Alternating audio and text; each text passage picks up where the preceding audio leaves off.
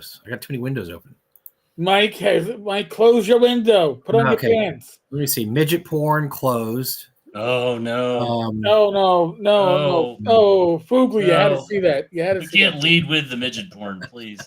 Uh, Well, folks. no, you have to lead with that, Jim, because it goes up from here. It only gets better from here. So you Oh, start down here, you build up to here. I yeah. worked I worked with a guy who unabashedly was happy to tell you that he had magazines Oh with midget no. porn. And I think in some ways that encapsulates my experience in Baltimore, but in other ways it just saddens. So what you're saying about Baltimore is what happens in Baltimore stays in Baltimore. Uh, So uh, Eric, you were a cop, and do you ever see the excellent TV show Homicide, which is set in Yes. Baltimore?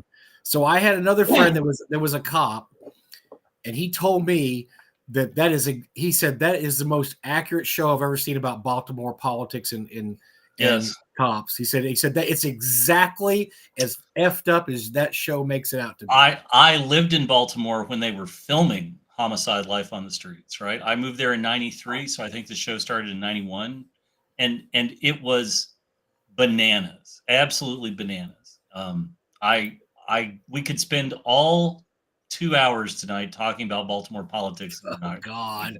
It's So awful. Eric, did you ever hear anything when you were in New York? Was that when people would talk about Baltimore like, "Oh my God, you think it's bad in New York? You should be a cop in in Oh, you think DC." if you think it's bad here, you should be a cop in Chicago. Yeah, Oh, so yeah, Chicago was even yeah. worse. The really great website to visit for Chicago stats is Hey Jackass. Yes. Um, that's the one that's got all the murder stats and really breaks it down Mm. in ways that somewhere out there, there's some Twilight 2000 player that wanted to adapt Iron Law and Claw Law for Twilight Oh dear. 2000. And don't worry, Hey Jackass has already done it for you. Right. So God. when you roll on the wound Oh chart my on Hey God. Jackass, like it tells you exactly, like it nipped them in the clavicle, whatever. But Yeah, yeah, yeah. Well, I haven't gone to Hey Jackass in probably about a year. Second City Cop and Hey yep. Jackass are the places to go for the Chicago news. Yeah. Uh, Second City Cop was my next one I was going to recommend. And really and truly, if you want an idea of how bad things are in Chicago, Hey Jackass and Second City Cop, and that's it. Just walk yeah, away from. it's unvarnished, and about Yes. as unvarnished as it's going to get for you. Yeah. Luckily tonight we're not going to go over horrific real life cop stats. I hope we won't I go over I that. don't need to do that. I've got a couple of topics that I want to. We have some guests for the show that are not their Kickstarters aren't ready yet, so they're not going to come on the show and pitch it yet because it's kind of counterproductive to pitch your Kickstarter when there's no button to click, and say, hey, let's go here and check it out. So we're just going to talk about some stuff tonight. I've got a couple of topics I want to go over. I don't know if you guys want to bring stuff in. I want to talk. Oddly enough, I want to talk this week in gaming, stupid, and once again, hello, Watsy. And I want to talk about their Watsy. Where do their we? recent Okay, so ad. do we want to start with the low level stuff and work our way there? Do you want to save that for the second hour? What's your thought? Well, unless you guys, what do you guys got? You guys got that? Well, I want to hello, talk Watsy, Daggerheart our and old friend. It's which nice to one? hear from you again. Isn't that like a Simon and Garfunkel song? Who is this? Deinhardt or somebody else? I don't know. So Oh, let's do low hanging fruit because I all think you right. want to ease into this. Have a couple sips before Okay. we sort of go. We have some. Let's talk about Ernie Gygax first. Ernie is in a Ooh. hospital waiting on a heart transplant. Not Um, happening. No, he's not. and They told him no heart transplant. well, I you know, if you got it in you to have some nice thoughts for Ernie, I think Yeah. it would be great if you could. Dave Covenant of Tom Wong Games has actually started a GoFundMe to raise some money for Ernie. I don't know. I haven't had a chance to look at it, and I don't know what that's for. But my impression is it's for some of the expenses. Um, it's actually for an was it a defibrillator for the home? Yeah. They were looking to raise 1,800. I think they've surpassed 4,000. Yeah, Yeah, it's that they hit the total they wanted to hit, so that's good. yeah, Um, and so that's just a goodwill karma kind of thing. The Midwest got absolutely hammered with snow. I spent most of the entire day doing snow management, and And then when I finally quit and I came inside, then it started snowing even heavier. And all of the work I did all day, it doesn't show. Like my entire driveway is buried again. And I don't understand that about you guys up north. To me, it's like making your bed. So my wife and I argue about this all the time because she makes the bed every day. I'm like, why? We're going to mess it up again tomorrow night. Why do you shovel the show? So when it's just going to come back down and it's the same thing. And you're like, oh. But the problem is if you drive over it, then you get those big icy spots from your tires, and those are slick as hell. And really and truly, snow management is one of those things where once you get on top of it, you're ahead of the game, right? And you're not living with it 5 weeks later. But today was just exhausting. Today was it was nonstop all day. And the whole entire Midwest and upper Midwest was just socked with this stuff. We're supposed to get, I think, by the end of the night, we're supposed to have had 6 to 7 inches of snow. Further north, northern Illinois, Wisconsin, Minnesota, God only knows what they got. Like, I expect the Yetis to be eating children on the way to school. It's just what it is. But it's a reminder that winter's coming. We're getting close to really, Page was a few weeks ago. But we're getting ready to kick off what I always sort of call the start of the con season. Right. No offense to Paige, but Gary Con's coming up, so we're starting to talk about the auction and getting things lined up with the auction. One of the things that we're going to have for the charity auction this year is we're going to have some experiences. Larry Elmore has agreed to sit with 2 people, with probably his son-in-law, and just sit around for an hour or so, letting anybody ask Larry questions, whatever they want, and have some bourbon with Larry, which I think is a hell of an experience. That is so. He's been a guest at North Texas only twice, unfortunately. That man, both times he was a guest at our con, he would sit down in the bar, and there was a circle around him, and it's just him and that accent. That is the thickest Kentucky, Tennessee, whatever accent. It's Kentucky. It's pure Kentucky. And he could tell stories for hours. That is worth if you're going to buy something at the auction. That is worth. So that was my idea to pitch, and they agree. Larry and his son-in-law have agreed, and it's going to be whoever wins this. It's an hour of just it's you and one other person in an hour-long conversation with bourbon and Larry and his son-in-law. And I think my gosh, you'll get your money's worth. That's a great idea, Jim. That was a great idea. And my point is you just don't know how many more cons Larry has in him, frankly. Absolutely.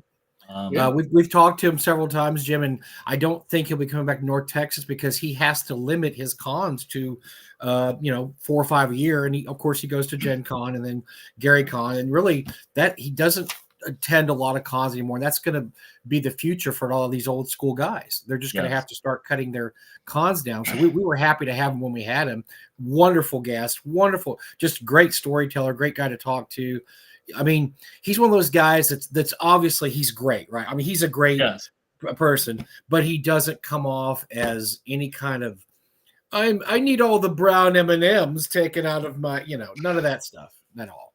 So I'm going to segue past that. I might come back around to that, but this week in Alan Hammock news, right? Because we haven't had an episode of This Week in Alan Hammock. Well, he had a birthday this week. He had a birthday. Alan had a birthday, but more importantly, I, prowling around some of the more sordid parts of the internet, found a piece of Alan Hammock material that will be making its debut at North Texas this year. Oh, geez. And so I won't reveal what it is, but it's going to be spectacular. Mm-hmm. And so, yes, I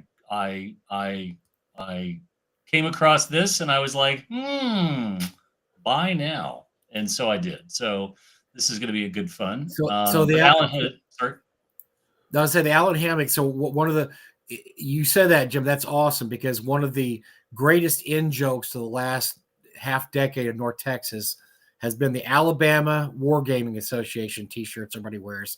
And so the story is that Alan put together a group called the Alabama Wargaming Society just so he could possibly get freebies going to conventions, because it turns out the state of Alabama has a fund for attending conventions if you're promoting the state. and by calling themselves the Alabama Wargaming, I believe they got the money, didn't they? Jim, they got the money and were able to No, go. they didn't get the money. They did I get the thought money. they did not get the money, but he Did did not get get a the very money. nice letter from the governor's office saying, "Hey, kid, thanks, but no thanks." Yes, good try, buddy. But Well played, buddy. so Well one year Matt Roberts printed up about 20 or 30 Alabama Wargaming Society T-shirts, and we all wore them. And the look on Alan's face was classic. It's one of my as he most saw them. treasured possessions is that I have one of those. And So Alan's a good sport. He's always. I'm looking for right now. I also have some. He gave me some stuff to sell of his years ago as a commission, and he had a bunch of artwork he did in the 70s when he was a, bright, young teenager who liked comics. And the stuff is okay. So as he told me, please forgive me. I was a high schooler. Don't rip me too hard, but the artwork is hilarious, and we auction off a piece of it once every. I think the words you want auction. are the art is well intentioned. Well intentioned is a good word, Jim. I think that's the best way to put it. Yeah. And so I believe at this point, Matt Roberts has won all the artwork because Matt Roberts is a psychotic fanboy of Alan Hammock. But I'm going to try to find some of his artwork and see if I can show you what we're talking about here. I really can't seem to find it. Darn it. I'll have to look while we talk about something else, but yeah, it's not good. Well, he tried though. It was well intentioned, right? That's the comic book fan of the 70s who thought I'm going to swipe. He did a lot of swipes, where basically you take a cover and then you just kind of redraw it in your own style. And it was good stuff. I'll see if I can find some of his artwork we've auctioned off. I made copies of it because it's too classic not to. But Alan's a great guy, and I can't wait to see what you found to his that is heretofore unseen and undiscovered. It is. When I found it, I did a double take, right, and I was like, why? I mean, you knew you found gold, but you knew you discovered gold. I mean, I knew instantly. I knew instantly that this needed to appear at a late night auction of some kind. Oh, and thus legends are born. So interesting. Yes. Yes. I wonder. If there was such an auction in North Texas, that would seem to be the perfect place for this so-called artwork. You would think, or whatever you found. I'm sorry, I don't know. Yes, well, whatever it is, and believe me, once I get it, I might loop Satan in on this. Trust me, because I think Satan would be. He would be extremely interested. I'll talk to him and see what I can get him to. So I did get my shirt that says I got my spoof T-shirt that says Schedules and Conflicts. Instead of Dungeons and Dragons, Schedules and Conflicts. And it got me thinking. I was talking to a friend of mine about it the other day, and it got me thinking that we could probably create an entire RPG, right? Like, oh, you have seen nothing until you have passed 8th level and put Excel behind you and gone into Access, or I'm a level 14 meeting manager. I don't know. Anyway, I think there's potential there. I've still got to work up the idea, but we're getting there. What else? What other interesting news? I don't know. I think this is that time of year where everybody sort of hunkers down and they read things, and the weather keeps you. We're in that post-Christmas lull. Valentine's Day is coming up, and all of that. Well, it'll never be as exciting as it was 2 years ago when about this time of year the OGL was canceled. Yes, but that was one of the most exciting Januaries, February, Marches we had in quite a long time. Well, I was reminded of something that we missed last week, which is that last week, the 7th of February, is the anniversary of the death of Mojo Nixon. And, if your store don't have no Nixon, then your store could use some fixing. So I have spent the past week sort of reflecting on Mojo Nixon and Skid Roper and everything. And if you don't know who Mojo Nixon and Skid Roper are, well, Oh, go on to that. I was lucky enough to see them in concert with Joe King There we Carrasco back in go. the 80s. There's a picture for you. It was amazing experience. Let me Look just at tell you. that. Look at that. The Alabama State Wargaming team. Yep, there we go. Look at those contenders. God, that was great. That was so great. Yeah, because you're just walking around and randomly people would just be wearing And these. he was so happy, And Alan's right? That's like, the best part. oh yeah, look at that smile on that guy's face. He was excited. He was very What a excited. good egg. And I think there's so many great people in the hobby, right? Every once in a while you have these people, do you know who I am? But they are Oh, they yeah. are so outclassed by people like Alan.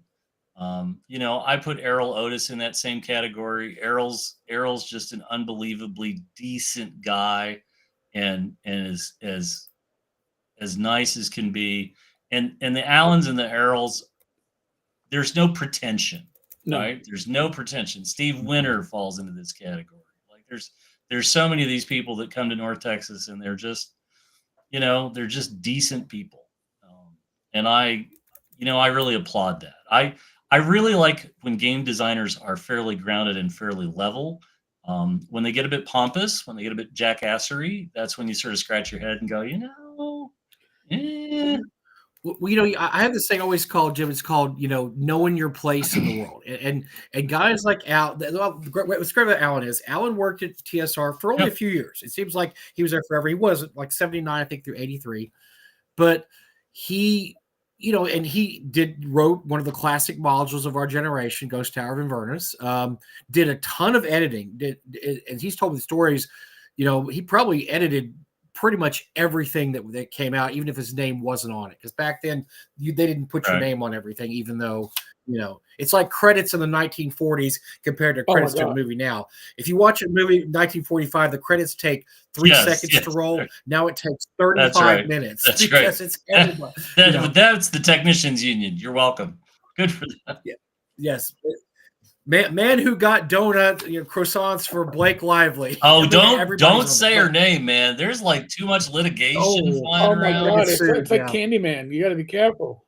God, man. But Alan did that, and he went on to a successful career in other things, as did many of them. And so when you get Alan and guys like Alan at a convention, they're like, yeah, I understand. I was, I did this, which is not, a lot. I wasn't Gary Gygax, but I did this, and that's what I'm kind of famous for. And I'm not going to bullshit you and say that I was some real big important cog in the machine. And those are the guys that I love to talk to that are great to talk to because they know their place in the hobby. They did this or that. That's it. And as Jim says, God knows we've met the other type that, do you know who I am and what I did? No idea of my importance and how my importance is smothering all of you in this room. If it wasn't for me, there possibly would be no Dungeons and Dragons. Kiss the ring. Right, and my favorite is when Cranktopus or one of the others will say, "I'll destroy you," and then you just step back and you go, "Really? I don't think you're going to destroy me." No, if you strike me down, I'm only going to come back stronger. That's just.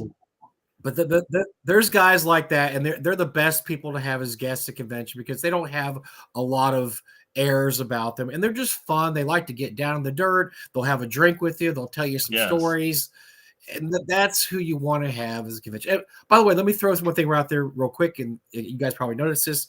North Texas has sold out this as of today. By far the earliest we ever sold. The earliest was last year, April 1st. We've sold all 500 tickets. We still will do walk-ups, obviously. But that I'm humbled and amazed and kind of frightened because I think this is going to lead to us next year probably having some more tickets. Not a lot, but this I think we could fit another. The only reason people. We get all the older guys to the show is because we've reduced the chances of COVID dramatically. I'm just throwing that out there, right? Well, I mean, Here's the only thing that would change if we allowed more people in. And Gary and I have talked about this. Is that Lou is never. No, he was not a guest, unfortunately.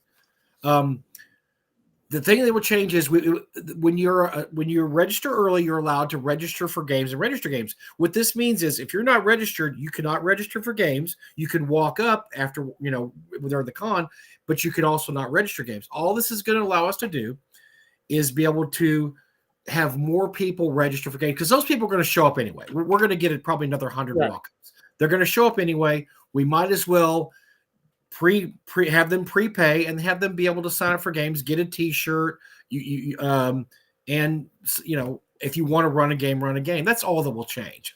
I don't think that. Look, we're never going to be 1,000-person convention. We're just not. And Gary and I have talked about this all week. We talked about this ad nauseum last few years. We're always going to be a small boutique con.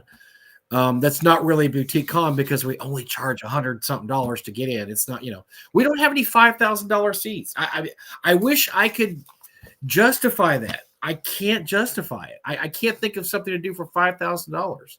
You don't have celebrity games.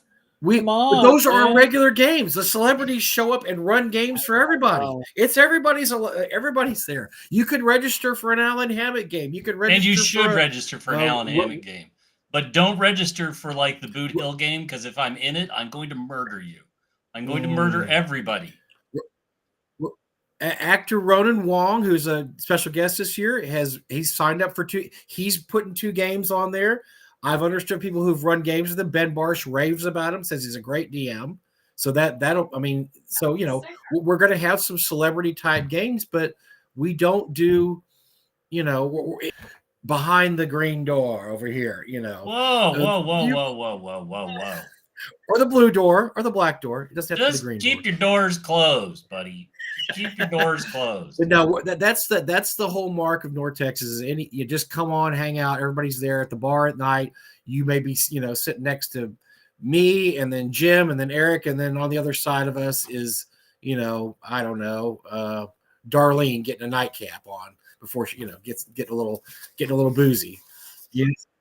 Really? You never Nobody know. needs to start building that image, right? Like, if Darlene, if we were going to have a biography of Darlene, we would get Alice Krieger to be Darlene, right? She would be perfect in the role, and it would be sort of a cross of the movie Ghost Story and any of the TSR documentaries, and it would just be spectacular, right?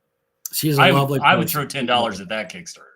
She's a lovely, but no. So anyway, I won't bore everybody with the minutia, but yeah, we're happy to sell. I'm almost a little bummed out because all this, what this means, Jim and Eric. This means for the next, March, April, May, next 3 months, Gary and I will have to answer 5,000 inquiries. Like, can I get a ticket to North Texas still?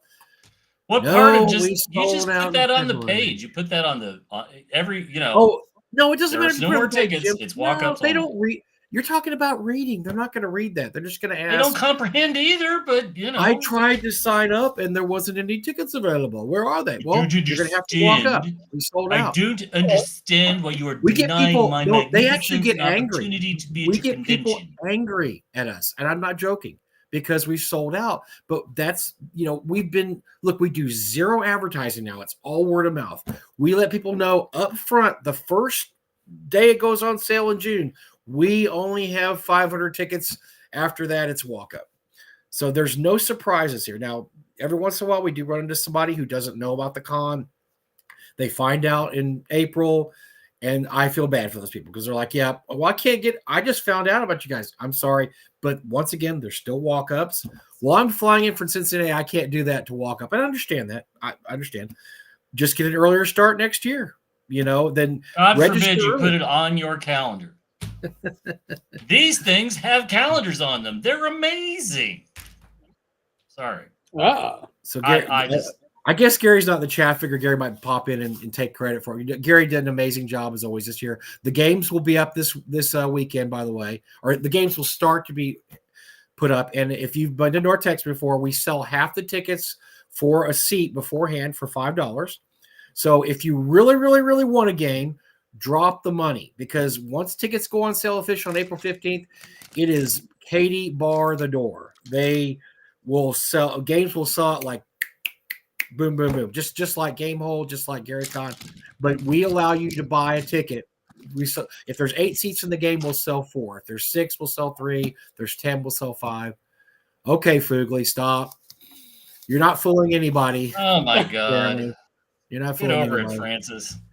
But no, the regular people are starting to realize they need to sign up early, because we always had those people like Steve Getty who would oh, I forgot to buy my ticket this year, and so now at least we have the regulars that are realizing that they have to buy their ticket early.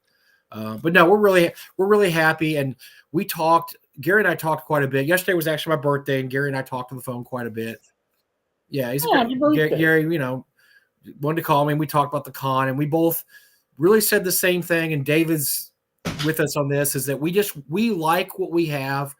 We enjoy the con the way it is now. We don't feel any need to become this big giant production. We just want to keep doing what we're doing, and we're going to keep doing it as long as we can. So, and hopefully as long as people like, Jim and Eric and all the people show up, we'll keep doing it as long, forever, or until we can, until they wheel me out there, and my brother's, wheeled out in a Speedo at age 78. Oh, no. There has to be a cutoff. There has to be a Speedo cutoff here. I'm blind. I can't see, man. I can't see. We passed the Speedo cutoff. Oh, I think we did. I think we time passed ago. it the first time it was ever revealed. But now I don't know how, unless we have him committed, I don't know how we're going to stop this. So, what other news of the weird have we got going on? I don't know, Mike. Why don't you go ahead? You've had about an hour. You've had a half hour. Why don't you go ahead and tap the button? I know you're ready to tap the button. All right. The button. So I saw this just today, and I guess this came out Monday. I'm going to read to you the press release from our buddies Wizards of the Coast. They've decided that they may need to hire a D&D world builder. And so before I just start ranting, and I'm sure Jim and Eric might rant with me. Here's what they posted. We are hiring a senior narrative world building designer for Dungeons and Dragons. In this role, you will create exciting and inspirational new settings and develop existing ones. The settings you create will become part of our ever-expanding multiverse. Working closely with others in our creative team, you will give life to legendary characters, intertwine the narratives of D&D stories across various platforms, and provide new content for internal and external partners to play with across all expressions of D&D. We need a world builder with strong writing skills, a collaborative spirit, and a focused imagination. What you'll do, and there's a list of things you'll do, which basically anybody that's created a campaign world will realize this. So they announced earlier in the year, apparently, I'd missed this press release, that the franchise head, Jess Lanzillo, who I don't know who that is, mentioned that new campaign settings were potentially on the way. With Jeremy Crawford taking on the game director role and Chris Perkins taking on the creative director role, we're able to really establish a world-building environment. What does that mean? We can really establish our worlds and settings like the Forgotten Realms, and also look to create new ones again. Okay. I don't even know where to start with this, except that... Batten down the hatches, lad. Here comes a storm. It's going to be a terrible, terrible storm. So, a game company whose job is it to put out rules and games and worlds so those games go in, doesn't have anybody on staff that can, create a game world and games. And Eric and I have talked about this before, and Jim too, is that the last original game world that TSR put out was Eberron, and what year was that? 2004. So it's been 20 years since they've created. And they didn't write it. It was a contest. And Rich Baker. Keith Baker. I'm 2002. Apologies for that, Mr. Baker. 2002. So it's been over 20 years. Even longer. And that time, all they've done is just flog the old existing material over and over and over again.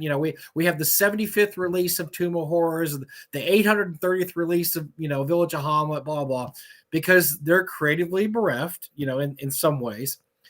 their biggest creations in the past, which are, World of Greyhawk, Forgotten Realms, and, I guess you could even throw in stuff like, Planescape and Dark Sun, whatever. That's 90s. That was all the 90s. That's 30 or something years ago.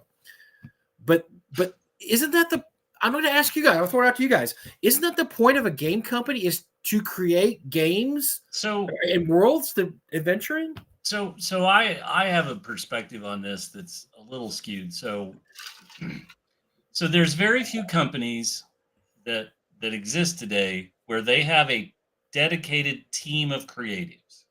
In the game industry, a lot of it is submissions.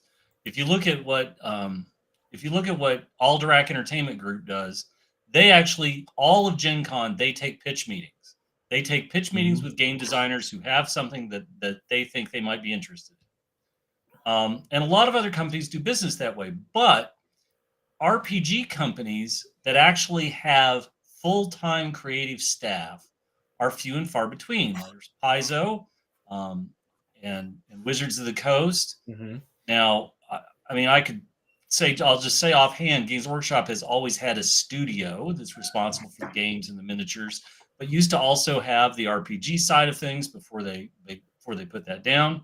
When Games Workshop decided to bring Warhammer RPG back, it was actually first it was Hogshead, then it was a different company who licensed it. But the number of companies that actually employ creatives is few and far between. And like you said, Mike, Dark Sun, Planescape, these all came from an incredibly fertile period of time at TSR. And so, first of all, it was Forgotten Realms. Gary had left. They brought Ed's magnum opus in. Forgotten Realms begat the Hollow Earth and Maztica and the Horde. Ravenloft. Ravenloft was a module, and then they created a setting out of it, and the setting's great setting. But then exactly what you said, the early 90s, we had Dark Sun, then Planescape dropped, and people today are still scratching their heads sometimes about what all was Planescape. And I'm a guy who has a full set of Planescape, and I go back and I reread things, and I just scratch my head and I go, how did you get this on the schedule? How did you get this? Yeah. How did you get this? Somebody signed off. We're going to go print this. Like, we're going to make this. We're going to print it. We're going to ship it. But then we hit the post WotC buyout. Well, one more thing to just add there, I'll let you continue. Don't forget that through these game worlds, Planescape Torment, one of the best-selling RPG computer games of all time at the time, came out because of Planescape. Baldur's Gate was begotten out of Forgotten Realms. So they made money on the whole. I mean, not just the fact the game world, the fact they sold these rights to companies, SSI and whoever else did the computer work, and made tons of money on that end too. So it wasn't just the fact they created these worlds that people gamed in. It was the fact they brought in people from outside the hobby even. I'm sorry, go ahead. The computer game part of it is immense too. And really and truly, if you look at one of these worlds, if you look at something like Dark Sun, if you look at Planescape, and as much as I love Planescape was not as successful as they wanted it to be. They wanted it to have a bigger impact, and it didn't.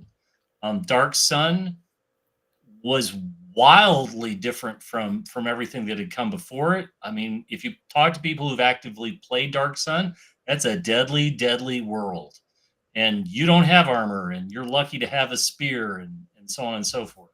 But it creates an intellectual property that allows you to license it. It allows you to exploit that property. Absolutely. Yep. Exploit is the word I would use, because you're trying to wring every last penny out of it, which is why Forgotten Realms, I'd be willing to say that for every dollar they paid Ed, they made $1,000 on it. And I have no idea what the check was to Ed, but holy shit, it begat all the novels. It was not a lot, from what I understand, Jim. It was not a big. But now, it did give Ed a career in the business that has lasted to this day, and he obviously made a lot of money off it. But no, he was not showering gold pieces for the rights to Forgotten Realms. Right. So then WotC buys out TSR, and we have the 3.0, comes and goes and so on and so forth. But what we then have is we have a dry spell. And I think that's the best way to put it, right? So the buyout happened in 94, 95. Well, no, the buyout happened in 98. For WotC, the WotC buyout was 98. Was the buyout 98? Yeah. Okay. It was 98, and then by 99, yeah. So we have 99, 2000, third edition lands. There's a lot of go back into the mines and haul things out and reprint them and it started out good too because they had the contest. So 2002 they came out with. But I was getting there. So we have Return to Tomb of Horrors and so on and so forth. But then we get to 2002, and instead of having the creative team who you pay 40 hours a week to be creative, we're going to have a contest. We're going to have a contest, and we're going to see what we get. And I have no idea like how much a thumb was on the scale because Keith had written for WotC. Keith was a known, but Keith hits the home run and has Eberron. But the problem is that even though Eberron had a big, long swath of hardcovers and it had success, I don't think I would put Eberron in the same category as a lasting impact as Planescape. I would say it's almost in some ways more relatable to Dark Sun, but it's certainly not a Forgotten Realms. Now, you have an entire generation of people who were very much interested in Eberron, but the numbers were never there for it to go to the next level. It didn't become a dedicated fan base, but not a gigantic fan base. Absolutely. DDO, Dungeons and Dragons Online, was set in Eberron. But that was I think that was a strategic choice. I don't think that was you're trying to prop it up and you're trying to get more interest, and it's in some ways it's easier to lean into that as a self-contained property because when you license that IP, when you're monetizing that IP, instead of having somebody go loose and wild in the Forgotten Realms, well, no, we're going to make you play in Eberron. Okay, sure. Right. But now we're at a point, we've talked about this extensively. We've talked about, they have a staff of creatives. And frankly, again, I know I've talked about Kevin Roundtree at Games Workshop and how he essentially told the studio, drop gloves. Like your job is to make the best toy soldiers and the games that go with them. And there's nothing in your way. Go. And somebody needs to walk into WotC and a contest is like a giant cattle call, right? They're going to get stuff and somebody's going to look at page 1 and it's going to be somebody's Kirk and Spock fanfic redubbed as a role-playing game setting, and they're just going to pitch it, right? And they'll get good things. But this goes to what we've spoken to, which is, number one, they have creatives that, frankly, are the ones who should be doing this. Number two, okay, you do the cattle call, and what they're hoping for, which again we've talked about, they're hoping to get a Kelsey. They're hoping to find someone out there who's been sitting on something, and when it lands on their desk, they're going to go, holy shit, this is it. This is a home run, right? And that person is going to be plucked out of obscurity, and their campaign is going to be plucked out of obscurity, and they're going to be put in front of everybody and say, this is it, let's play here. Well, that's fine too. But what were the terms of the contest? I think Keith Baker got like 50 grand. That's the number in my head. I think he got like. Sorry. Apparently, there were 12,000 first-round single-page proposals. I'm actually looking at an article on this right now. 12. Can you imagine being at WotC and having to dig through 12? My world has ponies and elves, and the gnomes are not really small. They're gigantic. Oh, yeah. Oh, my God. Some of those proposals were like, kill me now. But no. So you make some points. So I wanted to relate this to make a good point, because for those of us who are familiar with comics, we've heard the sad tales of Steve Ditko and Jack Kirby. And to sum it up quickly, they helped create Jack Kirby helped create many Marvel heroes, including Fantastic Four with Stan Lee. Steve Ditko obviously co-created, Spider-Man. They got bupkis for that because they were work for hire at the time. That's right. And we're talking about, and think about the unbelievable, not millions, but billions of dollars that Marvel characters have made over the last, 40, 50, 60 years. They had to fight tooth and nail, their families, to get any money out of it. Jack Kirby, finally in the 80s, they guilted Marvel into actually cutting him a check for some money. And the same thing happened with the creators of Superman, the creators of Batman. This was all work for hire. So I'm on the same track as you, Jim. I'm thinking, okay, they're going to hire somebody to grab somebody out of obscurity and create their game world. What are they going to get out of it? Because it's cheaper. It's probably still cheaper because I'm looking now. Baker won $100,000. That's not bad. That's good. $100,000. Now they're gonna probably they're hoping this new person creates lots of content for whatever salary and however long they keep them on. Oh my god! Yeah, but I mean you've got to hope this person's a little smarter or a little more or better taken care of than the Kirbys and the Ditkos of the day, because those people end up. I mean, like I was, and we talked about Ed. Ed did not get a lot of money for Frank Reynolds, but he has said in an interview before he made more money from his novels, because back then they had a very generous novel policy. Oh yeah, they did, and they sold a lot. We know, like, their novels sold like crazy. It kept the company going for about 10 years. So Ed made more money from stuff like Elminster, The Story of a Mage, than he did for any gaming material he did. He's probably still getting residual checks from those novels. So I bet. I mean, people have asked Ed, do you ever regret selling it for so cheap? And he's always says no, because, it led to a 20, 30-year career in gaming. But still, think about the countless millions of dollars Forgotten Realms has made for, TSR and now WotC.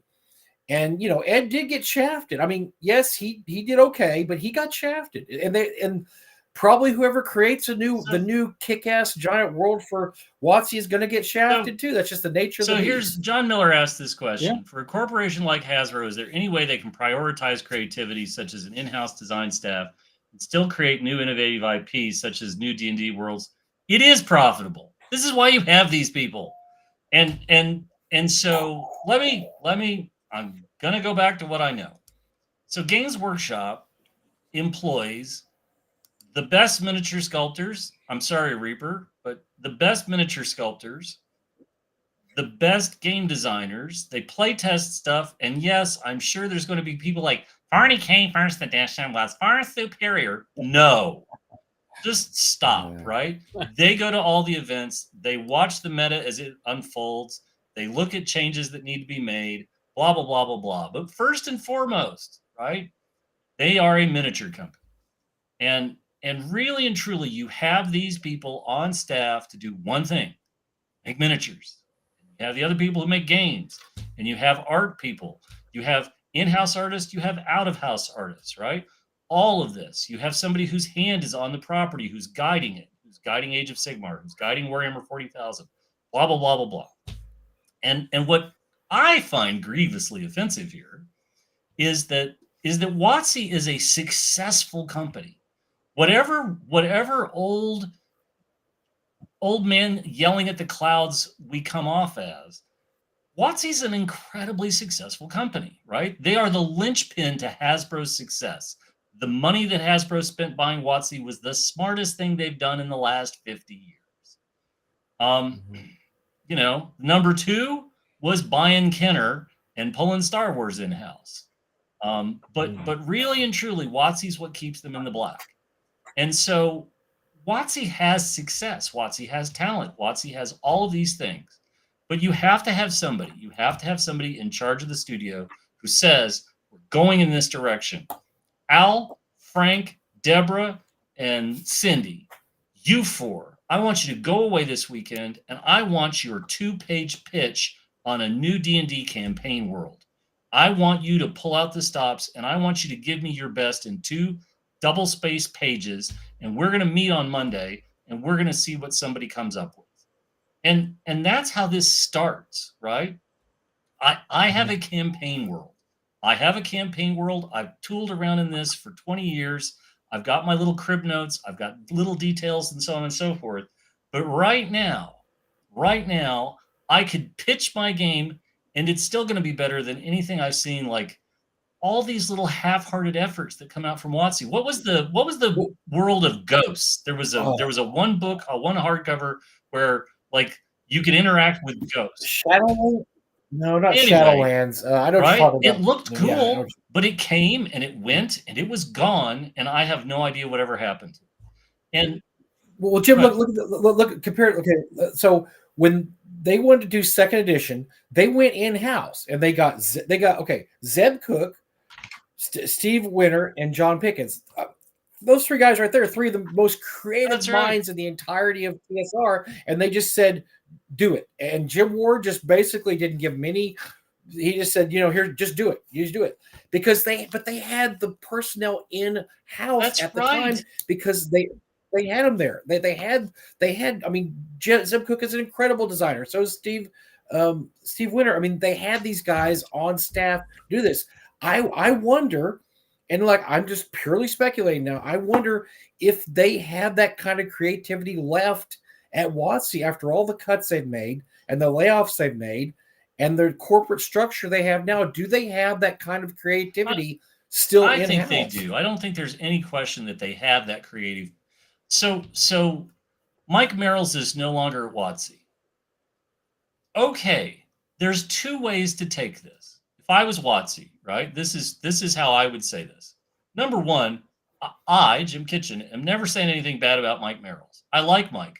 I think I'm a friend of Mike. I think Mike led the most successful effort we've ever seen, the largest effort we've ever seen in making an RPG nearly perfect at launch. And Mike deserves all the credit for that. But if it was me at WotC, what I would say is, okay, Mike has left us, and Mike led a Herculean effort to launch 5e, and he saw us through an incredible period of success, but he's not here anymore. But you know what we have? We have this thing that we love. We have Dungeons and Dragons, and we all love it. Now, all of the people watching this, there's people who think that the monetization of the electronic side is garbage. All we need are books. There's all these different slices of the population, and frankly, whoever it is that's at WotC that's in charge of Dungeons and Dragons doesn't give a shit about anything that I'm saying, right? Because they love Dungeons and Dragons, or they wouldn't be in that chair. And they love that they have their hand on the steering wheel for the ship. And they have to navigate the reefs and the shoals, and they have to try to stick the landing. And I guess I think the hesitation, if you come out with a new world, the grognards, the old men yelling at clouds, are going to be like, "You're disrespecting Eberron," or "You're disrespecting Dark Sun," or Ravenloft, or "You took gypsies away," blah. And frankly, we are a slowly dying out voice that eventually they will never hear.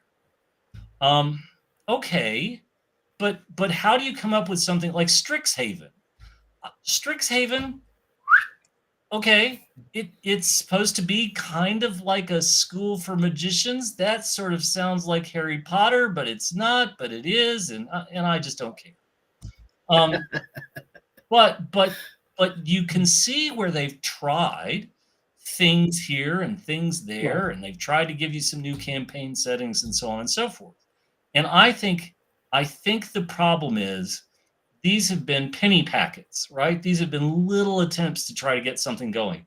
Strixhaven, if Strixhaven had exploded and everybody was like, "I can finally do Harry Potter in a D&D setting," and everybody had gone in on Strixhaven, oh my God, we'd have Strixhaven everywhere. But Strixhaven didn't land that way, right? The Greek god book, Theron, or whatever it was, I got one over there somewhere. That didn't land with a gigantic impact, right? And so I think you have to say is they've tried to do some things to try to sort of let's test the waters. But frankly, what we need is we need a campaign, right? Here comes Sneaker Town. Everybody will wear sneakers. There will be multi-classes of sneakers. Are you a jogger? Or do you play basketball? Like whatever it is. I don't know. But you know, super hot unicorn patrol. Okay, everybody rides unicorns. Great. Whatever it is, but it needs to land with not just a hardcover or not just a part in a hardcover. It needs to land with this is what's coming out in fall, and this is our Christmas release, and we're immediately following it up with this hardcover in January, this hardcover in March, and then we're doing another one in summer, and then we're going to have a fourth, we're going to have something else in August. The problem is that the industry has moved away from the very things that gave us long tails, right? It used to be, here's the Forgotten Realms box set. Then here comes all of the FR1, FR2, FR3, FR4. Here's Hall of Heroes, so you can get to know more about the characters that you read in the novels, that we sold you the novels. Now we're going to send you Hall of Heroes. We're going to sell you the modules. Oh, look, here's the city plans for Waterdeep. Go blind, kid. You're going to need a magnifying glass. Like, this stuff rolled out, and it was why Forgotten Realms, it's why everybody was so excited about Forgotten Realms, because it literally was, we're just going to keep feeding you this world, and you're going to keep eating it, and you're going to keep buying it. And when you're not buying a module, you're buying the paperback. And when you're done reading the paperback, you want to know more about that weird drow who you have to go, you know, here's the Hall of Heroes and blah, blah, blah, blah, blah. Xanathar.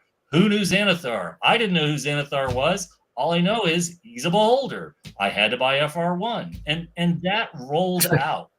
But the problem is that the industry has moved away from that.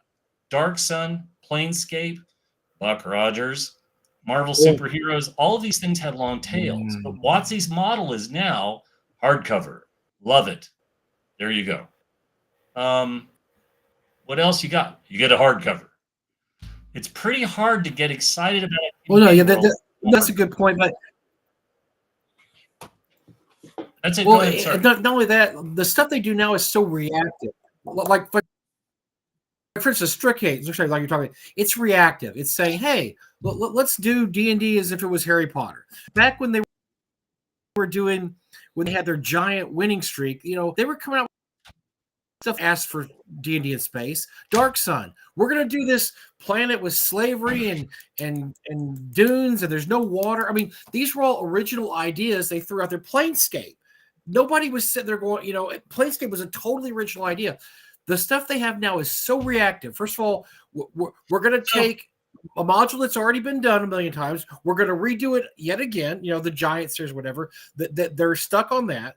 They're also stuck on they're more worried about what we're going to like than what is a really good creative idea that we can throw out there, and maybe it'll hit, maybe it won't. But if it hits, it might be great. They're like, no. Let's do Strixhaven, and they'll be like baristas, and it's like Harry Potter. Take a breath, Mike. All right. John Miller asked a question, and I want to talk to this because this is an important thing to understand. So, Games Workshop, Warhammer 40,000, lots of different armies, right? You got Space Marines, and you got a lot of different varieties of Space Marines. You could have Ultramarines, Dark Angels. You got Blood Angels, because we didn't have enough Angels. We had to put Blood with Dark Angels. You got Space Wolves, blah, blah, blah, blah, blah. Then you got Eldar. We got flavors of Eldar. Do you want your Eldar to be pirates? Do you want it to be Exodites? Do you want it to be Craft World? Do you like undead zombie things? We got Necrons. Do you want Chompy eat the world? We got Tyranids. Whatever it is. And so the problem with Warhammer 40,000 is that each subsequent codex, you have the initial hit, but then the long numbers are slightly lower with each codex after the first half a dozen.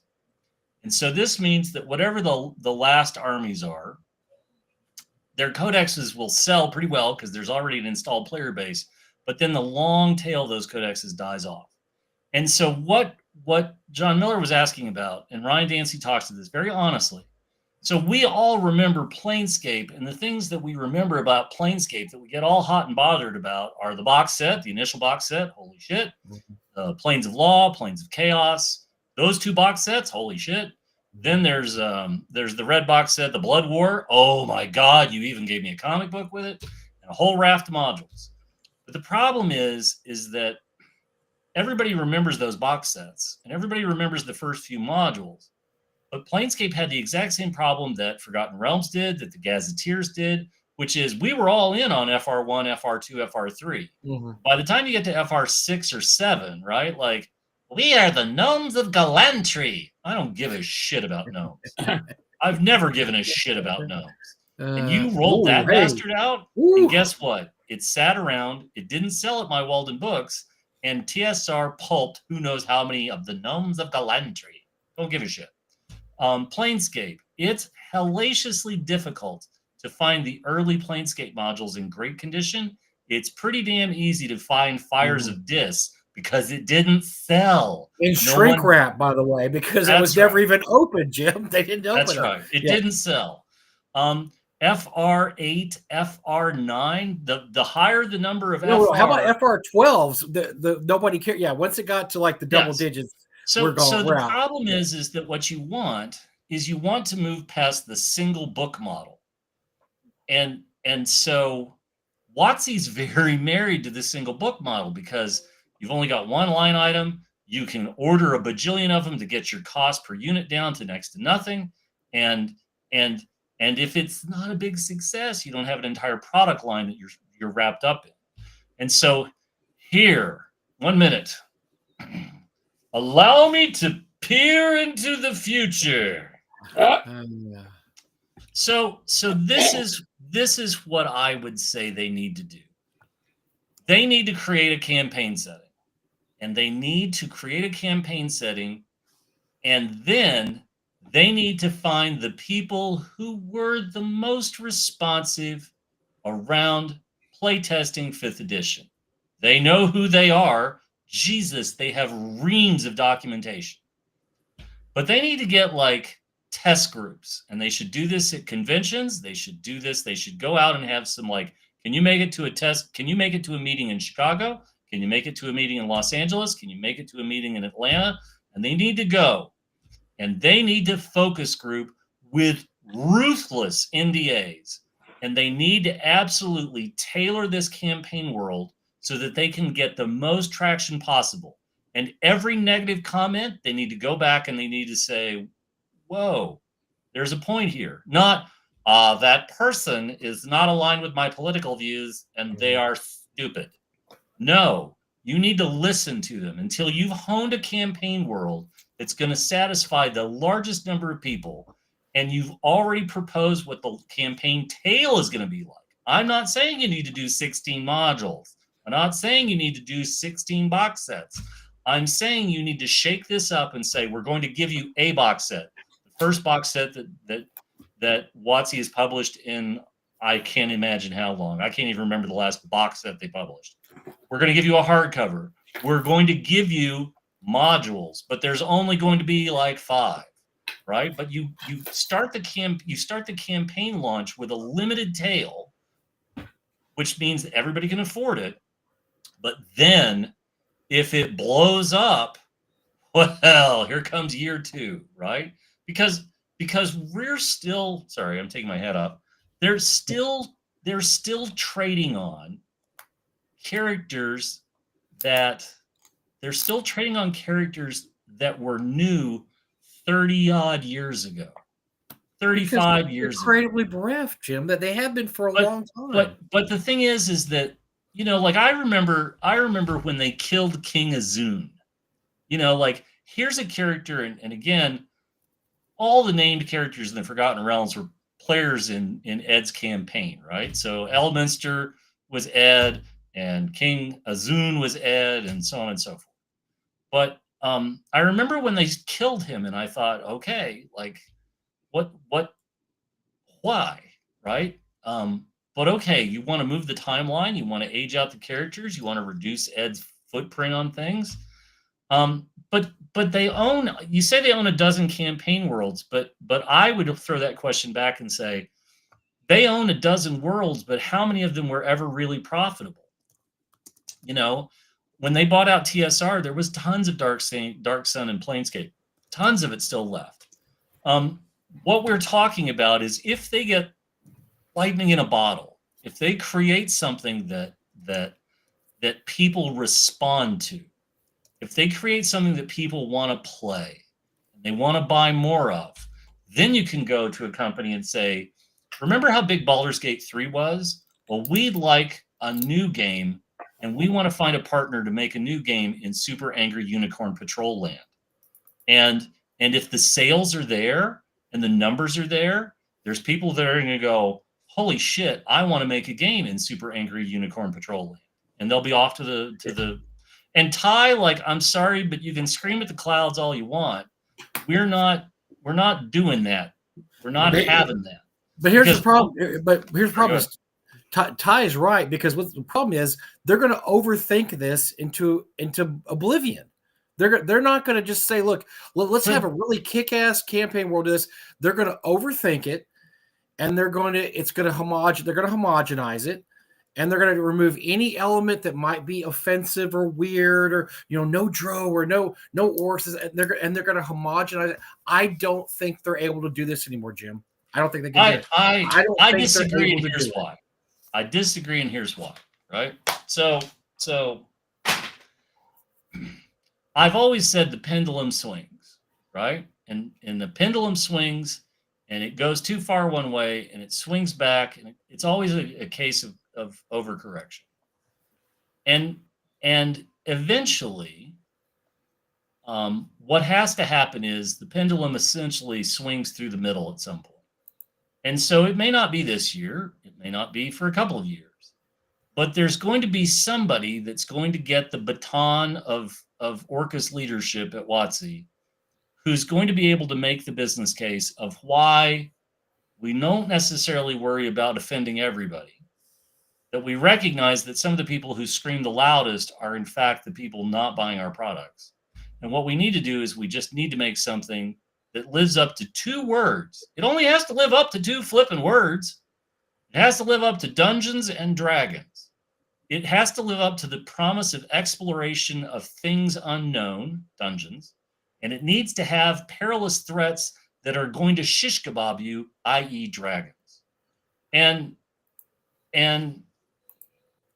I think one of the things that people forget about is it has to be profitable, and it is going to be profitable. It's not profitable in the ways we like, but it's still going to be profitable. I think this is their first step. I think, why not? Like, they've gotten to where they this are, is the but best they're also. look. No, I think you're right. If they recognize within the company, we don't have anybody that can pull this off, you're right. That's the absolute best step they can do, is say, we're going to go outside the company and try to find somebody that can pull this off. I'll give you an example. The Vecna, whatever Vecna Lives, whatever they came out with 2 years ago, it was panned, and this should have been a home run. 50th anniversary. We're bringing back the original supervillain for the D&D, Vecna. And he's a badass now, and he's going to take over the world. He's going to do this and that. Eric and I talked to somebody who play tested it. They gave it the biggest thumbs down ever. They said it sucked. It sucked because there was no real stakes involved. Nobody could die. Nothing. He couldn't do anything bad. And the final combat was like, choop, choop, choop, dead. Vecna's dead. And the person I talked to said, if the final combat should have at least had some people, it should be epic to where half the party's dead, the other half are clinging on to their life, and they're fighting Vecna, and they managed to strike down Vecna and save the world. And everybody I talked to, and especially this one person who, by the way, is a huge 5e fan, said that no, it wasn't even like that at all. It was terrible. It was awful. It was, and so they haven't had chances to do this. Like I said, that's a T-ball home run. Vecna destroying the world, the Ultimate Menace 50th anniversary. That should have been a sellout. Corey Seager at the plate. There's a T-ball there, and just hit it as hard as you can and go to the plate. And they fucked it up because they don't have anybody that knows what they're doing. So this is not a bad idea. If they think, look, we screwed this up, let's go out and get somebody else to do it. I don't agree.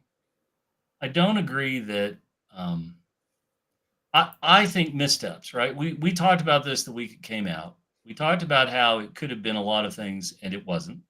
They stuck they put the pool noodles on all the sharp edges, right? Okay. um but I think there's a couple of things I want to address. Number one, I'm glad that somebody has a recognition of patterns within me, which is mostly common sense, so I don't care.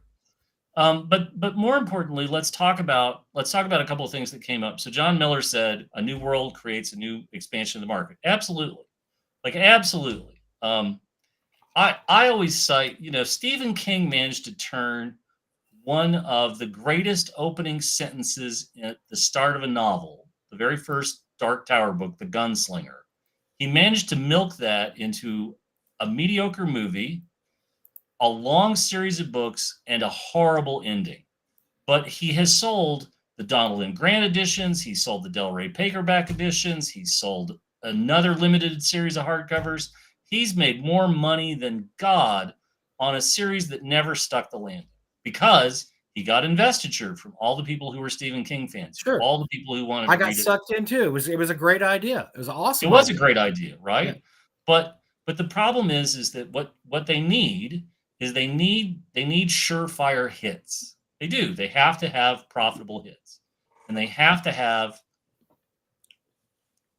Ty mentions what's it going to take for the company to change? And what I would say to you is, the company's not going to change. The company, the people who make WotC may be politically different from you, Ty, but they're not going to change because they've been profitable without any of the money that you've been giving them. And Jerry Jones has run the Dallas Cowboys in the ground the last 30 years. And guess what? He is he has the most valuable sports franchise on the planet. There's no reason for him to quit. Why would he want to quit? And he's terrible. He's the worst GM in history. So it's the same thing with Watson. Until they lose money hand over fist. But what you have to have is you have to have community engagement. And this is an excellent idea of community engagement. Like, I'll write something up and send it in. What do I have to lose? Because frankly, even if it doesn't sell the way everybody would like it to sell, it's still something new, and people will buy it. We started this conversation with the sort of inherent idea that they're creatively bankrupt. I don't think they're creatively bankrupt. I think that they have a business model, that they work within this business model. They're looking at the releases for the next. Okay, so, and I've said this before, they're looking at things right now 18 to 24 months out. They're looking to products that will be at least 18 months away from right now. So we're talking about things that would be published coming out around Gen Con of 2026. And that, that's a far window. So whoever wins this magical contest, listen, it's 2027, 2028 before that ever hits the skids. And I don't know if WotC has it. Again, WotC doesn't have a reason to change. WotC could change, but is Hasbro going to let them change? Because we're talking about rolling the dice on something where Hasbro needs them to just keep doing what they're doing and making all the money. And if they start not making money, then they're going to change. I'll bring it back to the Cowboys and Jerry Jones again. Every time somebody says that you're a terrible GM, we haven't been to the Super Bowl in 30 years. He just goes, look at my gigantic bank account over here. Look how big it is. Look how many Cowboys shirts I sell. Have you got a cheerleader calendar? I'd like you to buy a cheerleader calendar. I'm selling out the stadium every time. So, it's all predicated on. So, you know what, though? Maybe this tells us something we don't know. Maybe the fact that they're willing to go outside and look, maybe they are having some issues like, our 50th anniversary kind of sucked. I mean, we sold a lot of new players' handbooks and new, Dungeon Master guides, but did we really get a lot of excitement going? It wasn't a lot of excitement about it.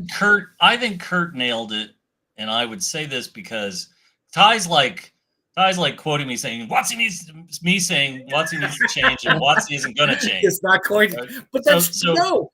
We say the same thing about the Dallas Cowboys every day, Ty. The Dallas Cowboys need to change, but they're not going to change.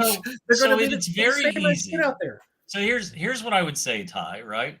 Watsy needs to change because yes, like I think that Watsy needs to make changes to things to broaden the base and bring back people they might have shooed away.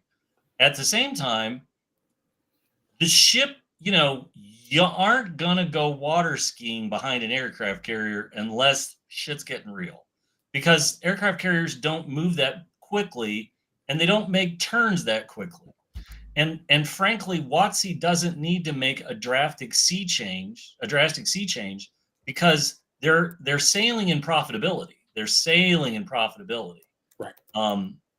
We, the three of us, Mike, Eric, and I, we had the night of what should they have done for 50th anniversary. And I'm like, posters, sleeping bags, coffee pots, coffee mugs. I'm going berserk. And interestingly, Kurt was on the show. And Kurt absolutely, and to Kurt's credit, Kurt took the giant hot needle and popped our balloon and pointed out, oh no, there was a raft of stuff. You guys just don't see it. Mm-hmm. And to his credit, after the show, I went out and I went to Amazon and I started looking. And I'll be the first to say it when I'm wrong, right?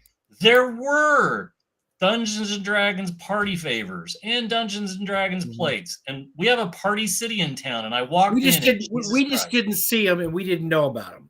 Which is a problem too, though. That's a problem. We should have known about this. That is a problem too, though. That's marketing. That's a marketing issue. We don't know about it. And that's why when I say they need to change, yes, there's things about it they absolutely need to change. And so when I can say both of those statements and be right. I can say their marketing department dropped the ball and didn't make any of us aware of all these amazing things, right? I do have a pair of 50th anniversary D&D Converse sneakers. I'm very happy with those. Thanks for letting me know. But that doesn't mean that I can't see the creative side needing a goose and saying, you guys, like, there was a point about making big failures. And I don't want Watsy to make a big failure. I don't. I really don't. I want everybody healthy. We shouldn't want to, Jim. We shouldn't want to. Because it's the Starbucks effect, right? As long as they're out there doing stuff, OSR prospers. The OSR prospers living off of the, leavings of the D&D world. So right. But what I would say is I have said for several years now, and Mike has heard me say this before I was ever on this show. Eric has heard me say this before I was on this show. I've said it constantly since I first ever started being on this show, that D&D could only be so big for so long before it started to recede, which meant all these other games had a chance to buoy up. And so when you look at COVID, Goodman Games exploded during COVID. And Goodman Games, their mail order business, just kept doubling every month because people were playing DCC. By the way, so did Chaosium did the same thing with Call of Cthulhu. That's blew right. up during COVID. Absolutely blew up. Now we've spent 2 years. And Ty, this is not what this conversation is based about. We're talking about something else. Came in late. Shame on you. But we spent 2 years talking about Shadow Dark, and look at where Shadow Dark now is. Look where Shadow Dark is now. And really and truly, what everybody has to be prepared for is that when D&D, just by the nature of things, this is like a pop star. Everybody remembers how hot Pat Benatar was, right? Heartbreaker and all those really early hits, and she was Pat Benatar. And Madonna came along by 1983, 84, and where was Pat Benatar after that? She was irrelevant. And I don't mean that in a mean way because I love me some Pat Benatar, but Pat Benatar got pushed aside by other things and other people, and music changed. And so Shadow Dark is in ascendancy, absolutely in ascendancy. DCC still has momentum. Call of Cthulhu, we talk about Call of Cthulhu every week on this show. And so the market is changing and morphing, and Dungeons and Dragons is going to go through a period like 4th edition again. It will. It just will. It's the nature of the beast. I think what I would tell people is WotC can be right and wrong, right? WotC can be doing the right things, but they can also be doing the wrong things. But the things that they do are not to make the three of us on this show happy or the people who are in our comments, right? They're doing the things that they need to do from a corporate perspective, from a financial perspective. They have to stay in business. They have to stay in the black. They have to contribute to the bottom line. Yes, Magic is the cash cow. But what every Magic store will tell you, every store that's big with Magic, is that it's cyclical. There's highs and there's lows. And there's highs and there's lows. I'm waiting for them to announce the next Dungeons and Dragons Magic expansion, because it's been over a year since the last one. But it'll come. It has to, right? Because the first two were so successful, they'll have to do another one. Will it be Planescape, Dark Sun? I don't know. Another Forgotten Realms? Probably. Because why would you not capitalize on the momentum you already had in existing campaign world? And so a campaign world is a new campaign setting is a gigantic roll of the risky dice. And it's not that they're weighted, but we all know the odds of hitting a 20 versus hitting something below a 10. And corporate-wise, they may not be able to do that. They may not be able to afford the risk. And so instead, you farm it out, see what you get. You pick one, you hold your nose, you publish a hardcover, and if it doesn't sell as well as you'd like, you write it off and you move on. But the whole thing is, are they going to, is this going to be a fair contest, I guess is the way I put it. Are they going to actually go out on a limb and say, look, this is a really cool campaign world. Now, it doesn't necessarily fit every aspect of what we want. It's not going to make everyone happy. And look, we're in the business the last 2 years of trying to make everyone happy. That's failed miserably.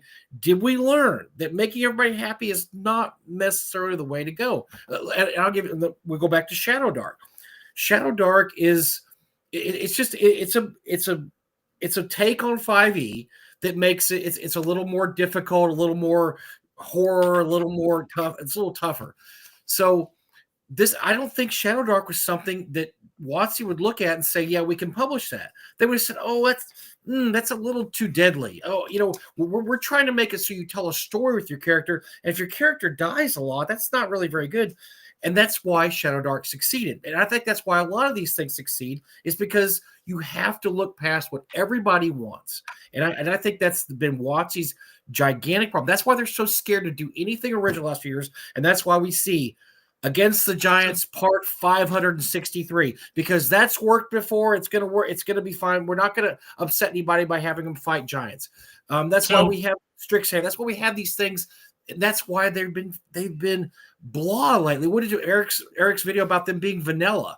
They're just look. Everybody complains about McDonald's and chicken nuggets, and everybody eats McDonald's and chicken nuggets. Absolutely.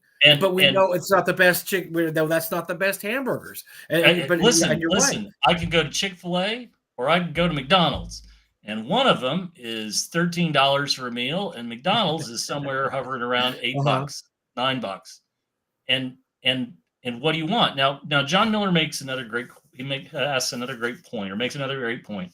Goodman Games has done a lot of licensed work, Dying Earth and Lankmar, but that's where those intellectual properties, the estates that control those properties, are receiving money from Goodman Games for the lines that are being published, right? And by the way, John, they're not all home runs. They've done some that have been okay. So they take. But I'll tell you what, Goodman Games does take chances, and they take chances with some of these worlds, but they don't all hit a home run. And I don't know if WotC, the problem with that is they want to hit home runs all the time. And they're and come on, right? Like Lankmar sold very well. Dying Earth's a little weird, right? But I've said on this show, if I was Joe Goodman, the first thing I would be doing is I would be trying to get Gene Wolfe's Earth of the New Sun as a licensee, and I would run with that, right? It might not be any more successful than Dying Earth, but holy shit, would it be cool? Now, Ty makes another point. Ty's swinging here, and I'm just going to keep throwing fastballs at Ty. And so Ty says that they shy away from danger in their game and their adventures. Dude, you and I and everybody else in this conversation have been at a bar and seen trouble taking a long drink and said, whoa, I'm not asking that out. Right? And I'm sorry, but every single one of us have been in that situation where like, oh, hell no, I'd have to go to the doctor. I'd have to get shots for, nope, I'm not doing it. I'm just not doing it. First time I saw Eric, I thought that's exactly what I thought. That's right. And so if you want RPGs with danger, they're out there. Like, here, allow me to introduce you to Lamentations. Yeah, whatever you want, it's out there. But that's a great point. John makes a great point, right? We're all talking about Shadow Dark, but Cosmere hasn't landed with its 55,000 backers yet. It hasn't shipped yet. And look at those numbers, right? Those are some pretty interesting numbers. Eric, I'd be curious. I'm not going to pull the calculator out. I'd be curious to know how much the average backer spent for Shadow Dark and the average backer spent for Cosmere, right? I'm just sort of curious. You just divide the numbers by the number of backers. Shadow Dark is about 100 a backer, and I would say that with Cosmere, oh my God. What was the package with Cosmere? It was a much higher package. Yeah, I got to look. Here come the calculators, folks. Yeah. So let's talk about that. Like I think one of the things to really think about this is Shadow Dark is a brand new property from somebody that most people didn't know who it was, but who absolutely stuck the landing. Sanderson is the best-selling fantasy novel series of the last decade. He's the guy that managed to finish that terrible, terrible Wheel of Time garbage. Okay. And all right, you want numbers? I'm going to tell you numbers right now. By the way, the Game Master level at 295, 16,000 plus backers. You think that's a lot? The collector's level 385, over 17,000 backers. So my estimate of around 300 a backer or so. Is probably that right. tells me that what you have is you don't have people who are in this to play the role-playing game. This is like the Pern encyclopedia where everybody that read Anna McCaffrey's books wanted the maps of all the wares and the holds and everything else. This is why people who read Stephen R. Donaldson's Thomas Covenant books wanted to buy her Atlas of the Land. This is him monetizing the RPG, and aren't these set in the Silverlight? Isn't Cosmere set in Silverlight? No, I don't know. I have no idea. I know nothing about it. I think it's Stormlight Chronicles. Aren't they? Isn't Cosmere set in the Stormlight Chronicles? Stormlight World Guide, there you Stormlight go. Handbook. So those are people who've been reading the series who want more information. This is why I've talked before. My book series that I love by Julian May, The Many-Colored Land, the Saga of Pliocene Exile. She wrote a 5th book that's literally just a peek under the hood to explain all the terminology. It's a 5th book to the series, and so he took that same idea and he's turned it into a $15 million Kickstarter. But I don't believe that when it ships, we're suddenly going to see that much Cosmere at Gen Con or wherever. We might see big booths. We might see demos. That's a good point, Jim. So there was a game that the Darling game that came out 2 years ago. What was it, Eric? The Crow and something. You know what I'm talking about? It won every award. Everybody loved this game. It was Native American role playing and this and that, and it just won every award. And the Kickstarter did really well, from what I remember. What was it called? Crow and something, Derek? You know what I'm talking about, though, right? And nobody plays it. It's never run at conventions, but it won all the awards and everything. And that's the thing is Shadow. So Coyote and Crow. But in 5 years, are people going to be playing more Cosmere, or are they going to be playing more Shadowdark? I mean, well, they maybe, if they're playing more Shadowdark, that's great, but you can always, I guess the bullet point is, well, Cosmere, made $15 million, but if people are still playing Shadowdark and not playing Cosmere, that's just your footnote. That's a great footnote to have, that you made a shitload of money, but you're not making any impression on the gaming public. And so, Ty, we're just gonna go in circles with this, because I'm gonna say the same thing.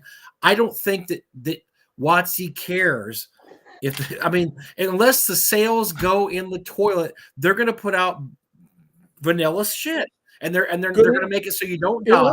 They want to promote storytelling gaming, where your character makes it to level 500, so you can tell a story about They're going to put out the same crap that they always put out, and that's just what they do. They're going to, Mike. They're going to put out something that's just good enough. It doesn't have to be anything better. Safe? They can make oatmeal. Right. It's going to be safe and inoffensive, and that's their bread and butter. We push OSR games, because if you're playing Hyperborea, if you're playing Shadowdark, if you're playing, Dragon Slayer, whatever, you're not playing a safe, happy, fun, storytelling game. You're playing a grim, gritty D&D type game, the kind of thing we grew up with. That's why we push the OSR. But it's apples and oranges, because the OSR there's never going to be an OSR money or game, even though Shadowdark was probably one of the biggest successes of the OSR, and as it pointed out, it only made $1.8 million. That's what you're looking at for success. I'm sorry. I mean, that's great. For OSR, that's great. That's only great. is a ridiculous word to use for Shadowdark, because right. No, absolutely. But in comparison to what the big boys are always going to bring in, that's just what you're looking at with the OSR. That is success. That is absolutely success with the OSR. And that's what you're looking at. And you're always going to be looking at that. You're never going to be playing on a level playing field, ever.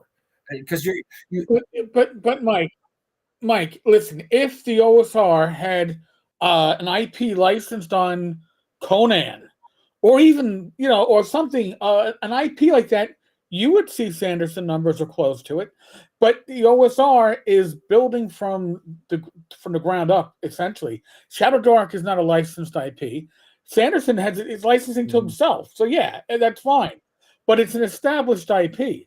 The OSR, generally speaking, with the exception of Goodman, isn't working with established IPs, and there's a difference to that. You can't look at Cosmere and go, well, those are numbers that the OSR should aspire to. That was built in. And like Jim said, that was built in because people are buying this shit that don't play RPGs, will never play RPGs. This is, I love the setting so much, I need every little tchotchke that I can get, and screw the price, I just need it.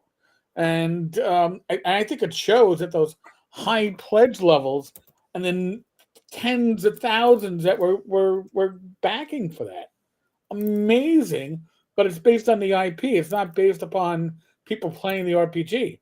I don't think you're going to see anybody at cons playing this. Well, nobody plays Coyote and Crow, and like I said, that swept the awards last year. It was the darling. Everybody was just going nuts on it, and I look because I remember that came out. I remember reading the description of the game, going, nobody's going to play this at cons. This is not a con type game. This is a boutique, very cool, weird, kind of game. And sure enough, nobody plays it at cons. As a matter of fact, the guy who wrote it says that unless you're a Native American, you shouldn't even run this game. So I'm like, okay, well, I guess we're done. I'm not going to be running Coyote and Crow.